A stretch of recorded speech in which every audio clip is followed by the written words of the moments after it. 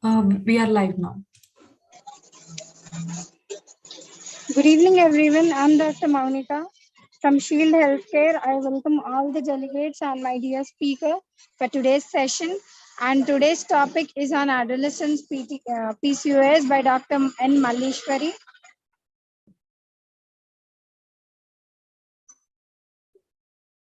Dr. Malleshwari is the director and the consultant gynecologist and obstetrics at Teja Surgical and Maternity Center, Nizamabad, Telangana. She also completed her MBBS from King George Hospital, Visakhapatnam, Andhra Pradesh, and postgraduate from Guntur Medical College, Andhra Pradesh. She has various key positions such as Joint Secretary and Vice President of IMA, Nizamabad, and she is currently the Vice President of Nizamabad Obstetrics and Gynecological Association. She participated in various health camps, community awareness programs, and interest in educating adolescents about women health. I welcome you, ma'am. I welcome you to today's session, and I hand over the session to you. Thank you.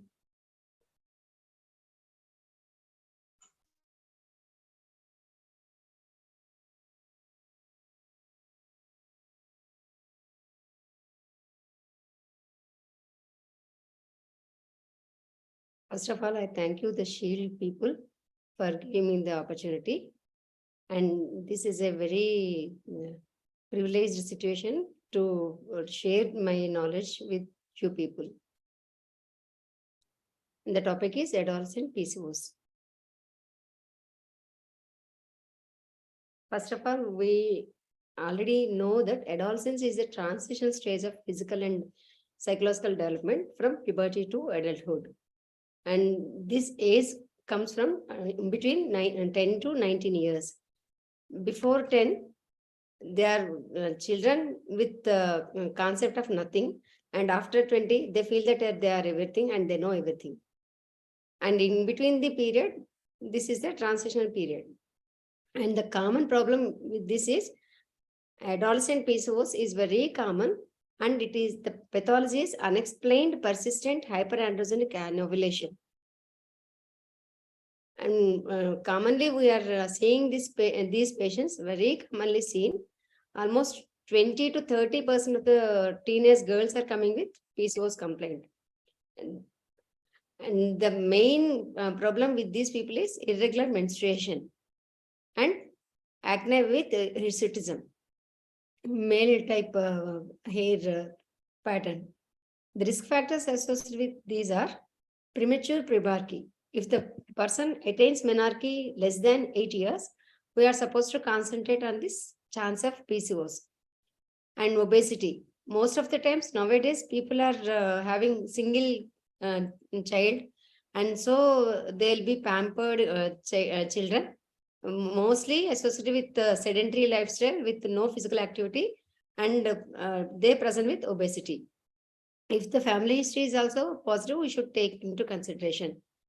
Ethnicity, PCOS is common in African and American people. Coming to the prevalence, depending on the diagnostic criteria and ethnicity, up to 2.2 to 18% will be seen. If we apply strict NIH criteria, 6 to 8%. With Rotterdam criteria, it is 15 to 25%. And the prevalence is increasing because of the increased prevalence of childhood obesity, as I mentioned before. And also improvement of diagnosis is also more with biochemical parameters, with ultrasound, and the presentation and the conscious people are coming with all the routine, maybe the routine for us, but they feel more stressful to have irregular periods and irregular cycles or amenorrhea. In Indian Asian urban community, this number is more because of the but the reasons behind not clearly known. The risk factors for progressive course is persistent irregular cycles. If they are persistent even after 6 years after menarche. And the persistent anovulatory cycles, where the cycles will be there, but anovulatory, like the ovulation is not seen. If they have anovulatory cycles 3 years after menarche, and also increased BMI, especially more than 30 or 35. If it is more than 35 BMI, more considerable chance for PCOS.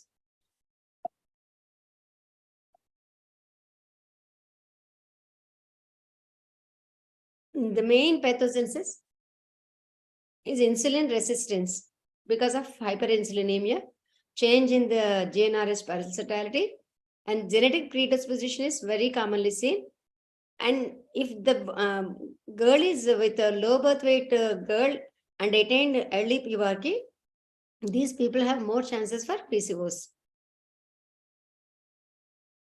Coming to the symptoms and frequency in PCOS in adolescents, they mostly come with menstrual cycle disturbance, which is seen in 70% of the persons, especially oligomenorrhea, seen with 50% of the persons. And abnormal heavy bleeding will be seen with 10 to 15%. And occasionally, 10% of the people will be presenting with menorrhea. The other common symptom is hyperandrogenism, associated with acne or hirsutism or alopecia, which is rarely seen by gynecologists because they mostly go to dermatologists. And acanthus nigricans. These people present with obesity, seen with 50 to 60% of the people, and occasionally about 20% may present with PCOS with normal menstruation. Next comes infertility, which is not related now with adolescents. The main dilemma is in PCOS, most of the times we overdiagnose it. When they come with irregular cycles, we'll question it as PCOS. And if we go for scans, that will be overdiagnosed. All the times we will be seeing multiple number of cysts in the ovaries, which will be mentioned as PCOS. But that should be mentioned as polycystic ovarian morphology, but not polycystic ovarian syndrome or underdiagnosis, saying that all the people will be having irregular cycles because of immature HPO axis. So it may not be PCOS. That is the underdiagnosis. So we should have the criteria, particularly with biochemical markers and ultrasound added with, along with the menstrual disturbances. And the physiological changes in adolescence is because of the hyperinsulinemia and insulin resistance. For the first 2 years after menarche, these people will be having hyperinsulinemia and insulin resistance physiologically. But in case of PCOS, that will be persistently seen even after 2 to 3 years, which is associated with hyperpulsatile gonadotropin secretion, which is related to increased LH secretion, with hyperactive ovarian androgen synthesis or hyperactive adrenal androgen synthesis, plus menstrual irregularities and decreased levels of insulin-like growth factor binding protein 1 and decreased levels of sex hormone binding globulin. These are all the changes we mostly come in adolescent PCOS. Therefore, increased levels of the insulin or IGF-1 activity, increased androgen during puberty probably act as inducing factors in development of PCOS, especially in susceptible subjects, that is, with genetic predisposition or family history. And after puberty, insulin and IGF-1 progressively decrease in most females, which is normal.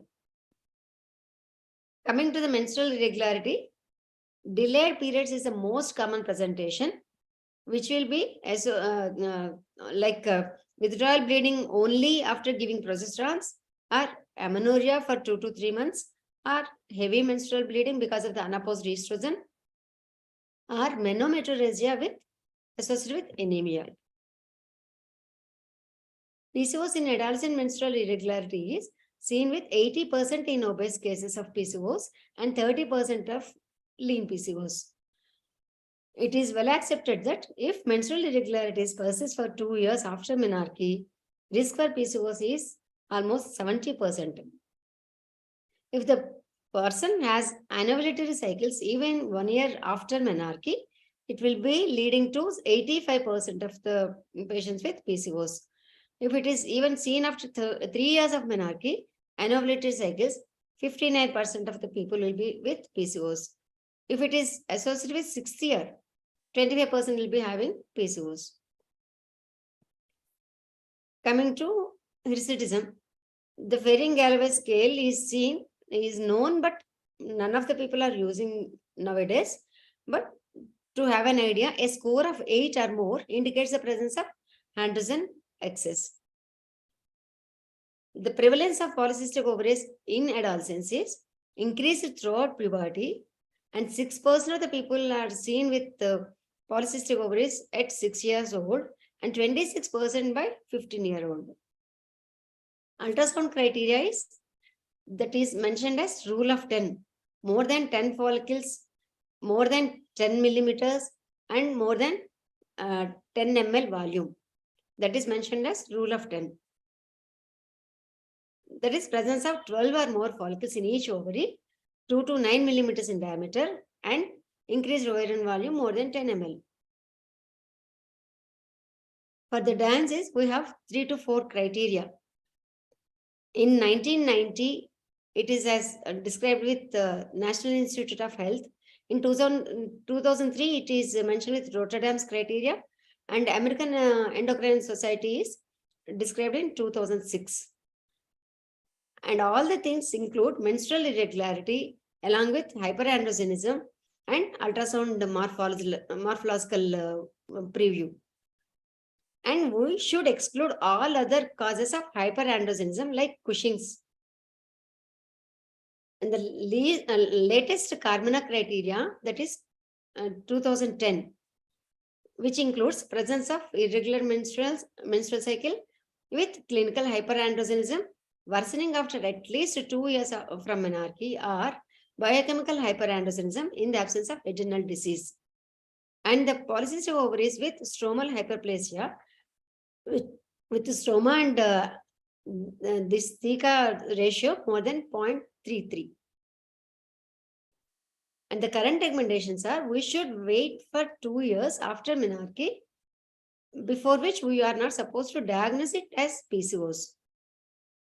And we should avoid the occurrence of anxiety and depression for the patient, when we should relieve the stress of the person. And we should evaluate the metabolic status in presence of obesity and are associated with hyperandrogenism. We should treat the hyperandrogenic and metabolic symptoms before the diagnosis. And we should take the ultrasound data specifically. Coming to the diagnostic criteria, we should take into consideration hyperandrogenism, chronic anovulation, and polycystic ovaries. And all the 3 should be there for confirmation of the diagnosis. And if one is missing, it's not a confirmatory. We should check again. And if only one is seen, it is not at all PCOS. Coming to the clinical evaluation. When we see the cutaneous manifestations, we should document the manifestations like terminal hair growth, acne, alopecia, acanthosis nigricans, along with the skin tags. Then coming to the obesity, increased adiposity, especially abdominal girth, where the waist circumference is mentioned more than 90 centimeters.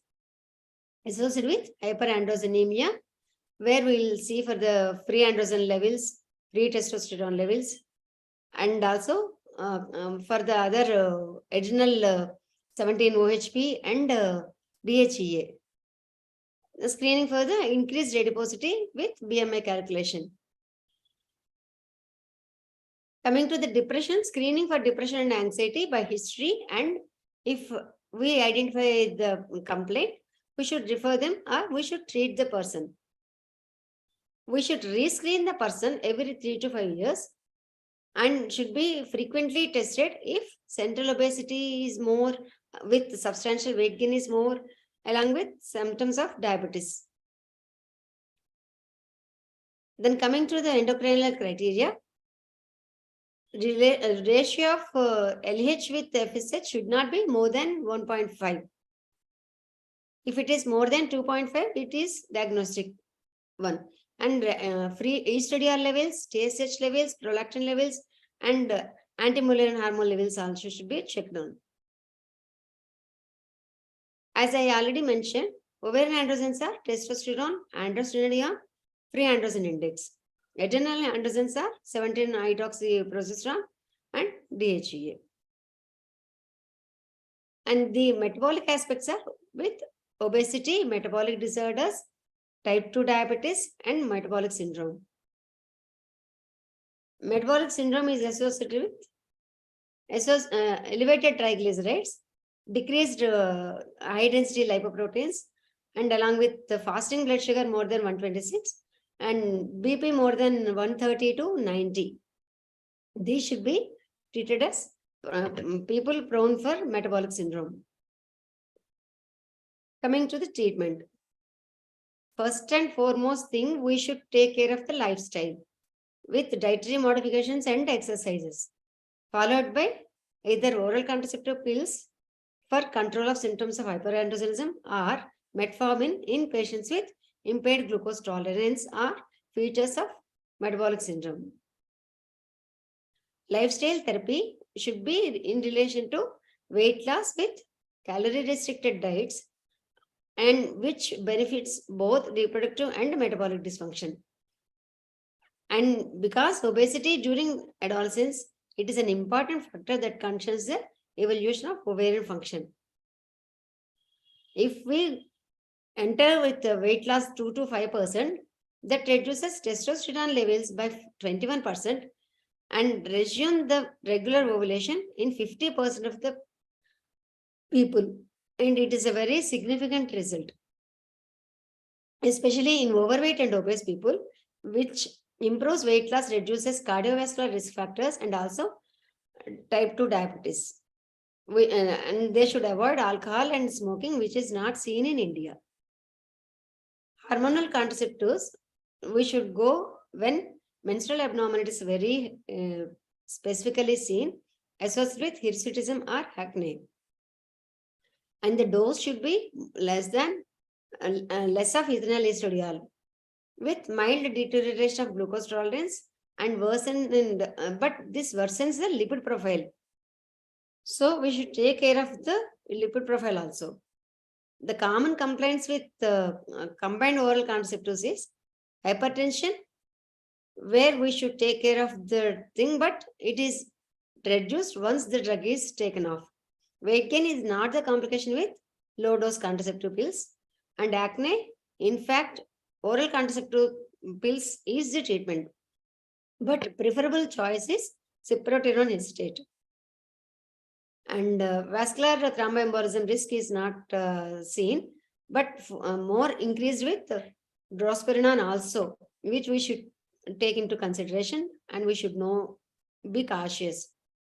Metformin, if the person is associated with impaired glucose tolerance, or if it is having the score of 3 out of 5, which I told, abdominal obesity, triglycerides, BP, blood pressure, fasting blood sugar, and high density lipoproteins. If the score is 3 out of 5, we should take care of the metabolic syndrome. Long-term resumption of ovulation, especially those with inadequate response to lifestyle intervention. And metformin is used as first-line monotherapy or in combination with oral contraceptive pills or anti-androgen. Occasionally, we can combine metformin and oral contraceptives, especially with metabolic complaints IGT with body composition that improves with only oral contraceptives. Duration of OC pills or metformin, when we go for the 5 years post-menarche, with a lot of amount of body weight is there, then we should take care of more. Coming to the myoinositol and dechiroinositol. Myoinositol, this improves it is essential for the growth and survival of the cells, and it is essential for development and function of the peripheral nerves. This improves the osteogenesis, this improves insulin sensitivity and increases HDL cholesterol and also decreases serum triglycerides. This proposed SSRI-like role, so mood elevation is also there. And in relation to reproduction, because we are concerned about adolescent PCOS, This is not that particular here, but it increases fertilization rate. And D-inositol, this improves the enhanced glucose uptake activity. Along with antioxidative, free radicals will be reduced. And myoinositol and D-inositol are the gatekeepers of our body's signaling system. Especially when they are combined, myoinositol is necessary for translocation of glucose transport to the cell membrane. In that way, it regulates glucose cellular uptake. And it controls FSH signals in the ovaries and essential for growth and maturation of ovarian oocytes. Coming to D-inositol, it stimulates pyruvate dehydrogenase necessary for ATP production by regulating Krebs cycle. In that way, it regulates testosterone levels in the ovaries and stimulates insulin in the pancreatic cells. But all these effects take place when both are present in the physiological ratio of 40:1. Normal follicular fluid is rich in myoinositol, where the ratio is 100:1. But in PCOS, the follicular fluid, where the oocytes are not ovarian dysfunction is there 500-fold reduction in myoinositol, where our treatment with MI with DCI definitely reduces the problem and increases the myoinositol levels. Inadequate myoinositol and D-inositol levels lie at the root cause of PCOS, especially genetic factors which disrupt the physiological levels of MI and DCI, and which is also triggered by environment factors like pollution and dietary habits. This deranges insulin signaling.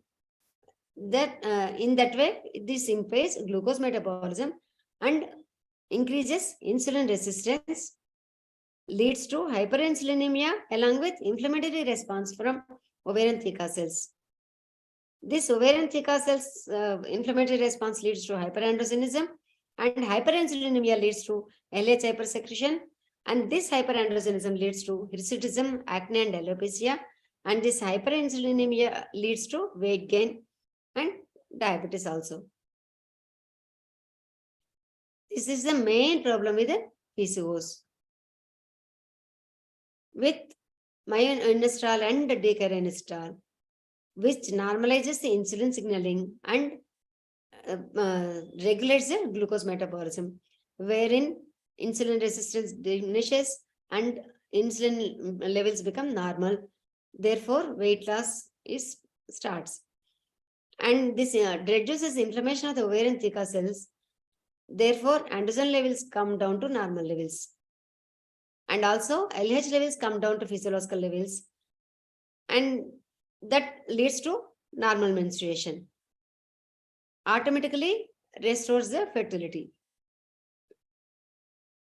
But as far as we know, management is very much challenging because only symptomatic treatment is possible because the root cause is very much unknown.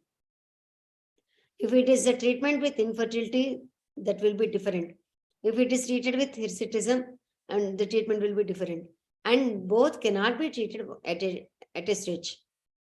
And we are concerned with the adolescent PCOS, so we concentrate on the hirsutism, where oral contraceptives block the ovulation and anti-androgens are highly teratogenic.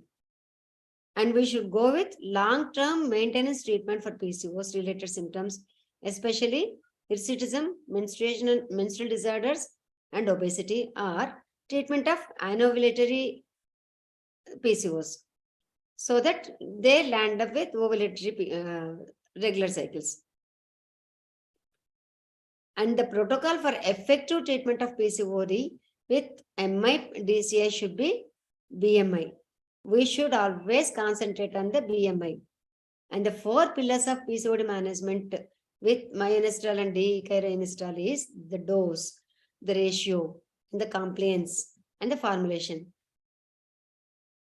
And the ratio should be 4 grams per day, and the ratio is 40:1. and the drug should be acceptable and should be tolerable. And it is available as for tablets or capsules which have lower absorption and can alter efficacy. So even sachets are also available. Efficacy of metformin in GDM. GDM rates are reduced to 18% with as the metformin crosses the placenta. And we look for the probiotics also, especially probiotics in gestation. They prevent GDM, that is gestational diabetes mellitus, as assessed by the OGTT at 28 weeks gestation, especially when they are taken in second trimester in overweight and obese people.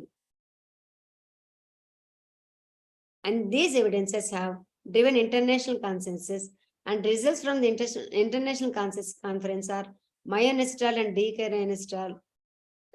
Indirectly, the link between the metabolic syndrome and PCOS, and the clinical data demonstrate efficacy of MIDCI in treatment is 4 grams per day. That is the strongest positive dose. Myoinositol in the treatment of teenagers affected by PCOS. We conclude that administration of myoinositol is safe and effective to prevent and correct metabolic disorders in teenagers, and combining myoinositol with oral contraceptive pills and anti-androgenic effects are enhanced, and the negative impact of PCOS is reduced. And we all should concentrate on the physical activity of the people along with the diet concentration, and avoid Western style pizzas and burgers. Or even if we take the pizzas and burgers also, we should have adequate physical activity, and they should not have the stress. We always should reassure them this is not a permanent cure. We should avoid the problem. We should keep calm and fight against PCOS. Thank you very much. Thank you so much, ma'am. Ma'am, we do have a few questions. Okay. One question is how to cope up with the depression for the patient who already diagnosed with PCOS 2 to 3 years back. How to advise her regarding depression?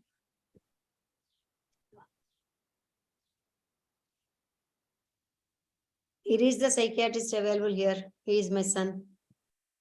He'll guide you more. He is from CMC Vellore.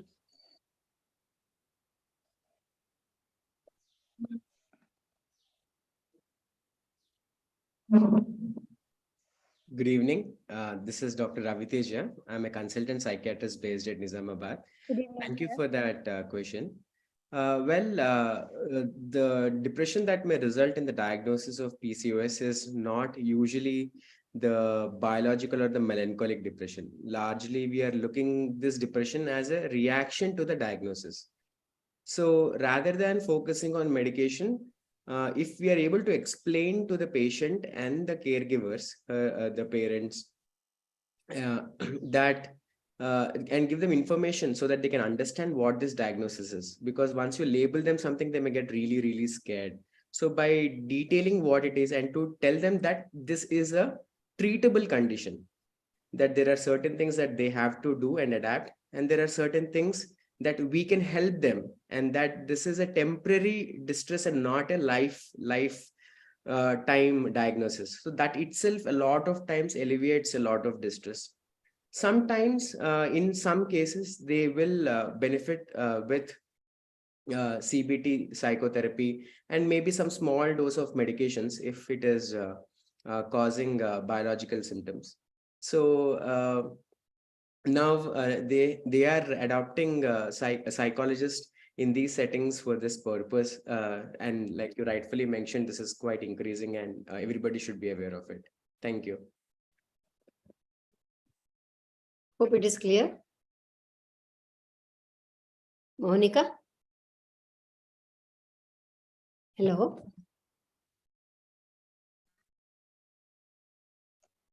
Thank you, sir. Thank you, sir. Thank you for that detailed explanation. I guess the one who asked this question would be really beneficial for this.